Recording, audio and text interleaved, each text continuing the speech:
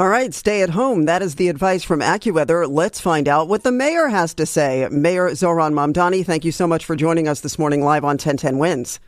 It is such a pleasure, Susan. Good morning, and thank you for having me back on the show. I am here for a very simple reason. Our city is about to be hit by a whole lot of snow, and I want New Yorkers to be prepared for the storm that's coming.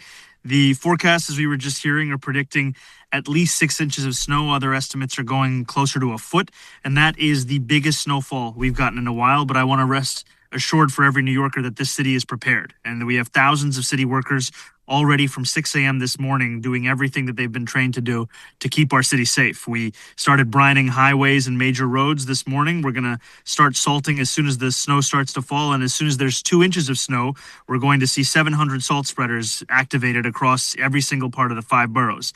And through all of this, we are going to communicate with New Yorkers, including about what school is going to look like on Monday. Right now, the two options are whether it's going to be remote learning or in-person learning. And we also want to encourage everyone to sign up for Notify NYC to receive regular updates on the storm. And the final thing I would just add, Susan, is to echo the words that were just said.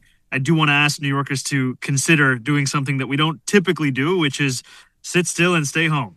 It is going to be a slippery and cold weekend. And so this would be the perfect time, whether it's to play a board game with the family, make a big pot of stew, binge watch some terrible reality television, whatever it takes, frankly, to stay out of the elements. Yeah. So let's talk about school, though. So you have the two options on the table, either go to class in person or remote learning. So you are ruling out a snow day. That's going to disappoint a lot of kids. I know, I got to be honest, especially someone who grew up in this city. I remember sitting there and watching the news, hoping to see my school on the ticker at the bottom as the one that would be closed. And actually, my wife told me that a student reached out to her and sent her an email making their best case for a snow day. We will not be seeing a traditional snow day on Monday. We're going to let students, parents, and educators know by 12 p.m. on Sunday whether it's going to be in person or whether it's going to be remote. Okay. And ultimately, what are the key factors that will go into making that decision? It's on the basis of what the actual storm is going to look like. If this is a storm where it is, 6 inches of snow, that's far easier for students to be able to get to school on the next day. If it's something on the higher end of the spectrum and we see that it would be dangerous to ask those students and educators to get to school, then that's what would push us towards a remote learning day. All right. So 6 inches, that seems to be sort of the threshold for one way or the other. I do have a question. If classes go remote, during COVID, tablets were distributed, but that was like 5 years ago at this point. So do all the kids have the ability to go remote? And what is the system for getting kids who may not have a computer or a tablet or something set up for that? So that is exactly what our schools are currently in contact with students and parents about right now. They're going to be told today to be taking their technology home with them so that they're prepared in case that's the eventuality that we go with. And the school system is also going to be working on a set of staggered start times as well as doing appropriate tech tests this weekend to ensure that if we do go remote, that there aren't the kind of login issues that we've seen in the past. And so how is that communicated to families? Is there emails that go out? Is that on a website? Where can people get that information?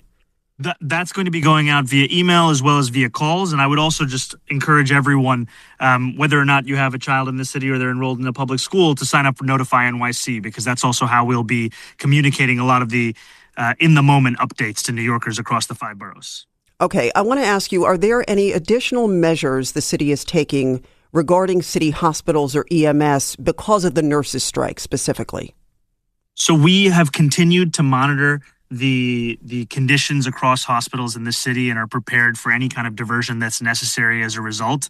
And that is something that's falling really within our emergency management operations.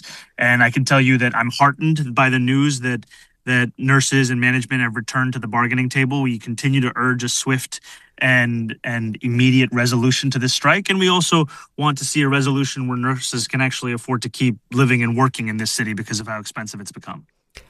Always conversation during bad weather is the subways. I know that's the MTA, but are you in conversation with them at this point about the possibility of having to shut the subways down, or at least the above ground ones?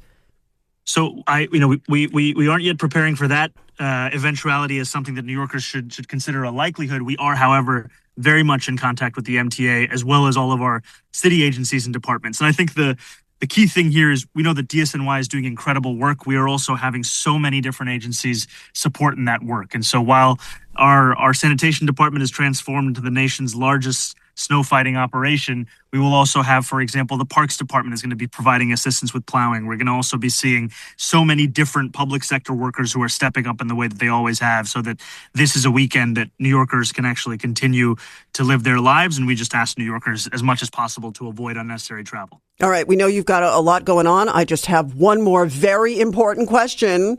Please. Are there any good sledding spots that you can recommend in the city? Look, I will tell you, when I was growing up, it was a little bit around 100th and Riverside that I would go to pack a trash can with as much snow as possible. And one time I hit it a little bit too well and ended up getting a concussion. So I wouldn't recommend that. Right. Wear a helmet, kids. Wear a helmet. All right. So how about building a snowman outside Gracie Mansion right there, Carl Shores Park? That should be fun. You know what? That sounds like a much safer option than what I just said. All right, there you go. Mayor Mamdani, thank you so much. We're going to be hearing from you. And just again, to let everybody know, so 12 noon on Sunday, by then is when you will make the decision about remote or in person for public schools on Monday, correct? Yes, that is correct. Absolutely. All right, Mayor Mamdani, thank you so much for your time. Very welcome. Thank you for having me.